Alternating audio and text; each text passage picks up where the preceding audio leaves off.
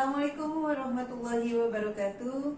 Halo Biolumens, ketemu lagi dengan Bu Yaya pada materi pelajaran biologi hari ini.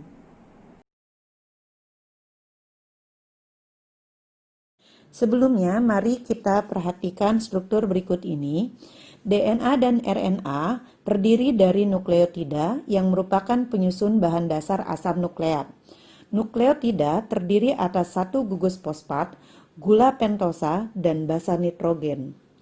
Gula pada asam nukleat terbagi menjadi dua, yaitu gula deoksiribosa pada DNA dan gula ribosa pada RNA. Untuk basa nitrogen terbagi menjadi dua jenis, yaitu purin dan pirimidin.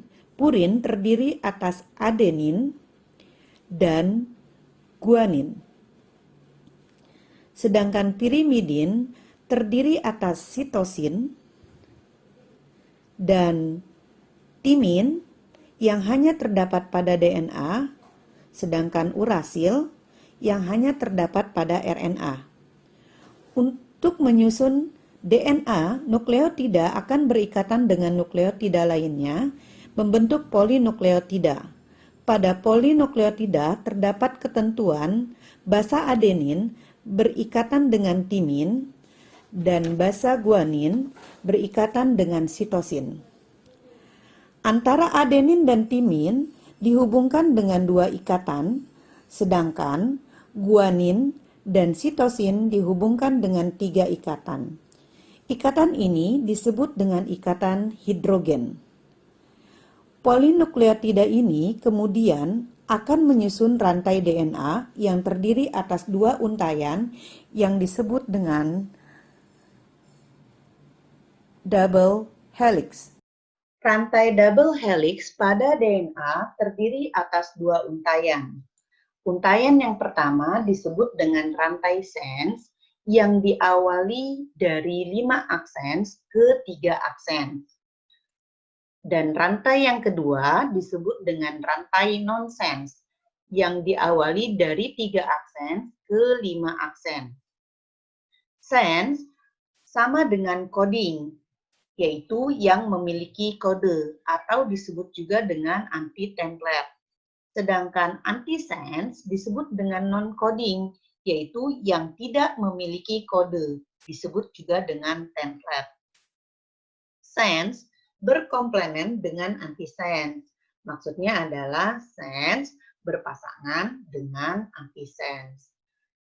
Nah, dalam sintesis protein, kita juga mengenal istilah kodon dan antikodon. Kodon itu adalah mRNA atau dRNA dan rRNA. Sedangkan antikodon adalah tRNA. Untuk memahami lebih lanjut tentang sintesis protein, mari perhatikan bagan sintesis protein berikut ini. Di sini terlihat bahwa proses sintesis protein diawali dari proses transkripsi dan dilanjut dengan proses translasi yang pada akhirnya akan membentuk protein. Transkripsi. Proses transkripsi diawali dengan DNA template yang berada di nukleus dirubah menjadi dRNA atau mRNA kodon yang berada di nukleus. Selanjutnya akan dilakukan proses berikutnya yaitu proses translasi. Nah, pada proses translasi, dRNA atau mRNA kodon yang berada di nukleus dirubah menjadi tRNA antikodon yang berada di sitoplasma. tRNA selanjutnya akan dirubah kembali menjadi rRNA kodon yang berada di ribosom. Nah, rRNA yang terbentuk di sini ini adalah asam amino. Yang asam amino ini nanti akan menjadi protein. Oke, proses penerapan sintesis protein akan kita coba berikut ini. Saya punya DNA sense atau DNA non-template yang diawali dari 5 aksens dan diakhiri oleh 3 aksens untayannya, yaitu CCA, ATG, CGA, ATA, TGA, dan CAG. Dari DNA sense akan dirubah menjadi DNA antisense atau DNA template yang untaiannya berkebalikan, yaitu dari 3 aksens menuju ke 5 aksens, kita gunakan aturan DNA. Karena kedua untaian ini masih untaian DNA. Aturannya adalah A berpasangan dengan P, G berpasangan dengan C atau S. Mari kita rubah dari DNA sense ke DNA antisense. C berpasangan dengan G, C berpasangan dengan G, A berpasangan dengan T, A berpasangan dengan T, T berpasangan dengan A, G berpasangan dengan C, C berpasangan dengan G, G berpasangan dengan C, A berpasangan dengan T. Begitu seterusnya sampai untaian yang terakhir di sini. Selanjutnya dari DNA antisense dirubah menjadi dRNA codon. Perubahan dari DNA antisense ke dRNA codon sama dengan ketika merubah dari dRNA ke tRNA dan rRNA, yaitu dengan menggunakan aturan RNA. Karena ketiga rantai ini adalah rantai RNA. Aturannya adalah A berpasangan dengan U, G berpasangan dengan C atau S. Kita rubah di sini dari DNA antisense menuju dRNA codon.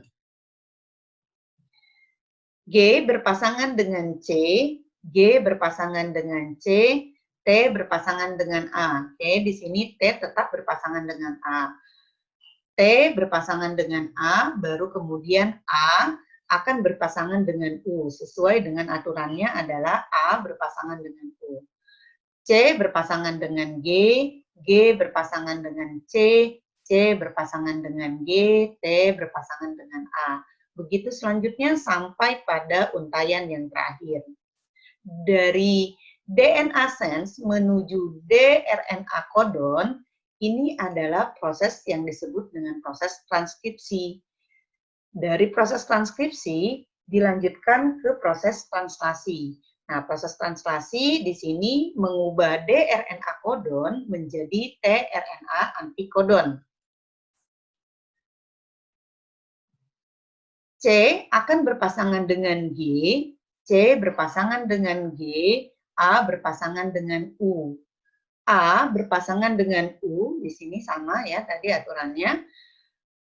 U berpasangan dengan A, G berpasangan dengan C, C berpasangan dengan G, G berpasangan dengan C, A berpasangan dengan U. Sampai pada rantai yang terakhir.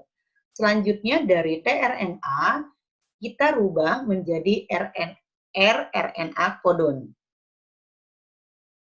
G berpasangan dengan C, G berpasangan dengan C, U berpasangan dengan A, U berpasangan dengan A berpasangan dengan U, C berpasangan dengan G, G berpasangan dengan C, C berpasangan dengan G, U berpasangan dengan A.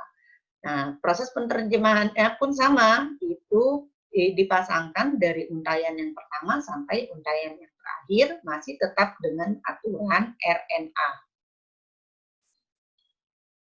rRNA codon yang terbentuk adalah asam amino. Nah, saya kasih kode di sini A, B, C, D, E, sampai F dari asam amino yang sudah terbentuk. Maka yang perlu diperhatikan berikutnya dalam proses pembentukan asam amino adalah codon start dan codon stop. Codon start yang di sini adalah AUG dan codon stop adalah UAG, UGA, dan UAA. Jadi, jika ada codon stop, maka asam amino tidak akan terbentuk. Oke, kita cari codon startnya terlebih dahulu dari rantai rRNA yang terbentuk. Di sini codon startnya adalah AUG, kita cari AUG, oke, di sini. Ini AUG, oke, sudah ketemu codon startnya. Selanjutnya kita cari codon stopnya, bisa berupa UAG, UGA, atau UAA. UGA, oke, di sini kita ketemu UGA. Nah, ini adalah codon stopnya. Jadi, setelah ketemu dengan codon stop, maka asam amino tidak akan terbentuk lagi. Jadi, A dan F ini tidak perlu diterjemahkan. Jadi, yang perlu diterjemahkan adalah B, C, D, dan E yang merupakan untayan asam amino. Untuk menerjemahkannya, kita membutuhkan tabel kodon. Nah, ini yang namanya tabel kodon. Tadi yang terbentuk yang pertama kan adalah AUG yang merupakan MET atau metionin. Di sini kita lihat AUG, kenapa dia disebut metionin?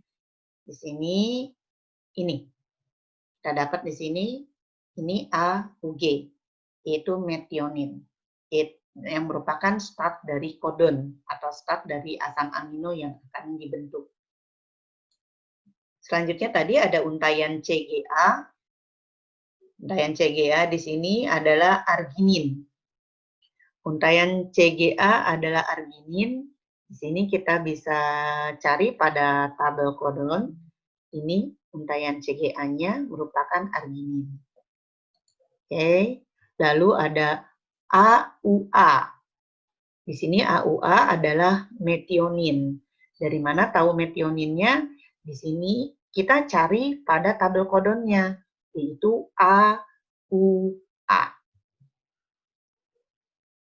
Oke, tabel kodonnya adalah AUA. Oke, di sini. Ini adalah metionin. Selanjutnya untayan yang terakhir yang terbentuk adalah UGA. Nah, UGA ini adalah kodon stop atau stop kodon. Nah, ini dia. UGA. Oke, sudah terbentuk asam amino pada proses sintesis protein yang terjadi. Nah, yang perlu kalian ingat adalah kodon sama dengan non-template, yaitu urasil diganti dengan timin. Dan antikodon sama dengan template, di mana urasil diganti dengan timin. Sekian penjelasan dari penerjemahan pada sintesis protein. Terima kasih. Demikian materi hari ini. Kita akan ketemu lagi pada materi selanjutnya. Wassalamualaikum warahmatullahi wabarakatuh.